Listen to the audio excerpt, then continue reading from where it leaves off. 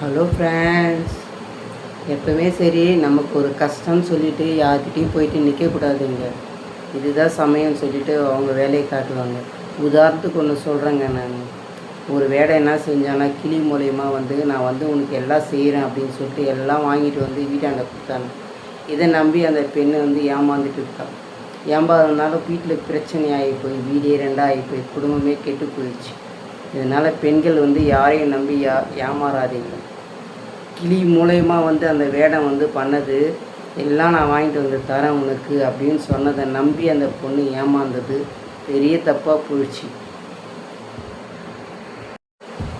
இதனால் வீட்டில் நடந்த பிரச்சனை என்னன்னா, இது என்ன புதுசாக நடக்குதுன்னு கேட்டதுக்கு நான் அப்படி தான் செய்வேன் அப்படின்னு சொல்லிட்டு சொல்லும். இதனால் வீட்டில் பெரிய பிரச்சனையாகி போய் புருஷன் பொண்டாட்டிக்குள்ளே சண்டை, பசங்க சண்டை எல்லாம் மூளையாக போய் இந்த வேடம் பண்ண வேலை இவ்வளோ வேலை.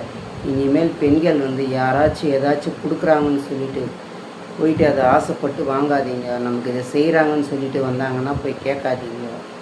இதுக்கு நமக்கு என்ன இருக்கோ அதை வச்சு நம்ம பார்க்கணும். இவங்க கொடுக்க வராங்கன்னா அவங்க ஏதோ ஆதாயத்தோடு தான் நமக்கு வராங்க. எதுவுமே நமக்கு ஹெல்ப் பண்ண வராங்கன்னா நமக்கு அதுக்கு தான் வருவாங்க. அதை வச்சு நம்ம உஷாராக இருக்கணும். இதை தெரிஞ்சு நடந்துக்கணும் பெண்கள். எப்போவுமே நம்ம வீட்டில் காஃபி குடிப்போம். இப்போ கொஞ்சம் ஹைலாக்கிறவங்க வீட்டில் பூஸ்ட்டு குடிக்கிறோம், ஹார்லிக்ஸ் குடிக்கிறோன்னு சொல்லுவாங்க. நம்ம என்ன நினைப்போம், ஐயோ அப்படின்ட்டு நினைப்போம். எப்போவுமே சரி, நம்ம காஃபி குடிக்கிறோமோ அந்த காஃபி தான் பார்க்கணும். இந்த பூஸ்ட் ஹார்லிக்ஸ்லாம் ஆசைப்பட்டோம்னா அது பெரிய விளைவுகள் தான் கொண்டு விடும்.